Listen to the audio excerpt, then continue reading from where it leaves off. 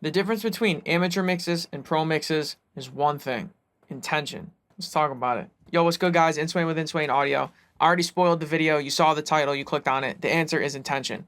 Let me explain it. A lot of people are looking for the answer of it's like soothe, or it's Gullfoss, or this trick or side chain, right? They're looking for this one trick or tip that's going to get them there. And I'm not the type of person that's going to bash on these tricks and tips and plugins, because they all have their place and they can be great. And there is a lot of validity to these tips, right? But they're not always true. And it's not the one secret thing that's separating your mix from a professional mix. There's no like secret society of mixers that have this secret code that they're not sharing with people. They're doing the same things that you are doing, that I'm doing, that we're all doing. They're just doing it with intention. What I mean is, when they reach for an EQ, it's because they hear that there's EQing that needs to be done. When they reach for a compressor, it's because they hear something needs compression or, envelope shaping, etc. But you get the point. They're not doing something out of formality or because they were told to do it or they think they should do it. They're doing it because they hear an issue that they want to fix or something that they want to enhance, right? Either way. But my point is that they're not following some template, formulaic, paint by numbers mixing. They're listening, diagnosing what needs to be done, and then doing it accordingly. Of course, how they do it, takes years of practice and finesse. It's not just like you can say, oh, I hear I need EQ and just willy-nilly EQ. Obviously, you need to make the right moves. But my point is they listen and react. They don't follow a structured guideline. A lot of times what they do, it looks the same, right? Like for me, a lot of times what I'm doing, it does look pretty similar from song to song, right?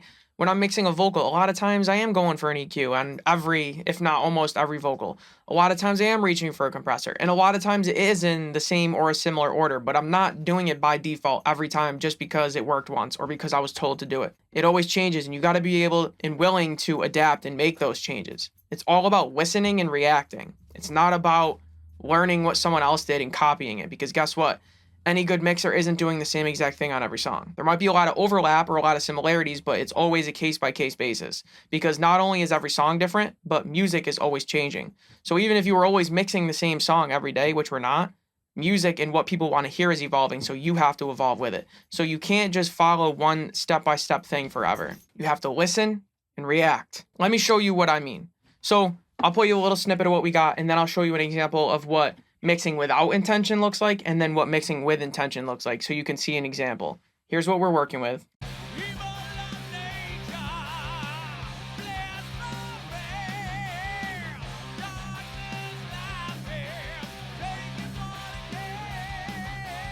Okay, now this applies to any song of any genre, because this is like a mixing philosophy or a mindset, but this is what we are dealing with here. And if I was mixing without intention, which by the way, I did for years, I was just doing what I thought I was supposed to do. So what I used to do, and what a lot of people probably do, is if it's a vocal, I gotta EQ it. Let me pull up my EQ, and I'll start sweeping around because it was told to do it, and I'm gonna remove all the resonances because I was told to do it. So you do something like this. Whoa, that sounds bad. Let's remove that.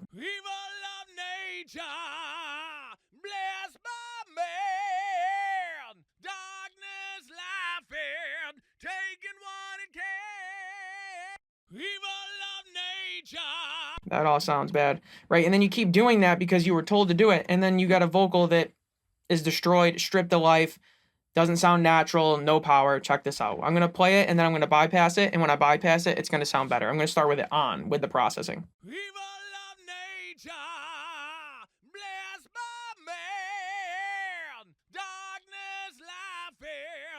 Notice how when the processing is on and that EQ is there, it feels less forward, far away, weaker, just not good. And then when I turn it off, it's more full.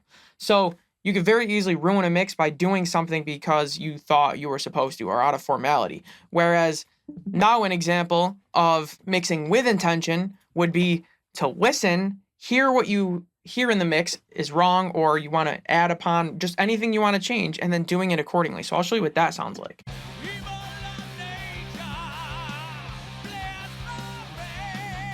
So I hear a lot of harshness in the mid-range or maybe the upper mid. So I hear that, I want to change it, and I'm going to go and do it. I can still sweep around to hone in on the frequency, but the point is I heard the issue first and then went to fix it. I didn't go and look for an issue that I didn't hear and try to make issues out of nothing. So I heard some honkiness. I kind of know it's around here because we were just doing some EQing, but it's somewhere around here. I'm going to find it somewhere around the 2K, 2500, 3K-ish range. I don't know for sure. I wasn't, trying that hard, but it's somewhere there. I'm going to find it. I'm going to attenuate it a little bit, and we're going to improve our mix one step at a time. Check this out.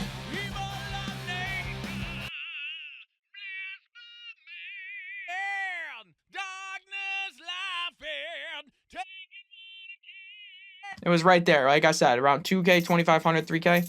It was like 2850.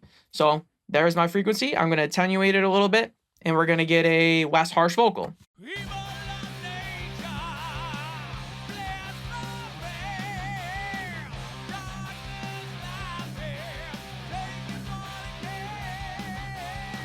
So I would do something like that. Now, it's not a drastic change. No, you might not even agree with the change, and that's okay because mixing is subjective. But the point is, I heard something that I wanted to change.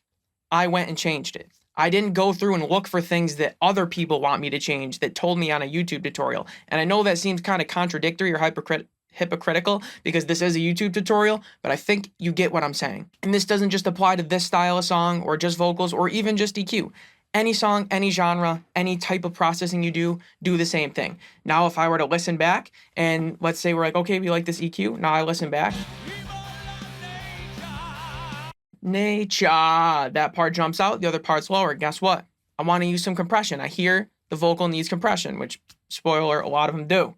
So now I would reach for a compressor. Not because I was told to do it, but because I hear the vocal needs compression. Do you see the point? It's not look for issues to try to fix. It's hear the issue first and then go fix it. And I'm telling you, this is how you mix with intention. And that is the one overarching thing that separates amateur mixes from pro, is that one simple thing. I didn't come up with this concept. I've heard it before from many people, but I agree with it. And even while I agreed with it, but didn't really understand it, as I worked, I started to realize myself that my mixes sounded so much better when I would stop and listen and then react instead of just kind of painting by numbers and working formulaically. So I think you guys get the point. I hope this helped. Apply it to your mixes. Let me know if you've ever had this realization yourself, how you had that breakthrough. I'd love to hear from you guys. Throw me a like, throw me subscribe, all that corny stuff. I appreciate you guys for rocking with me. In Swain with Inswain Audio, man. I'll see you in the next one. Peace.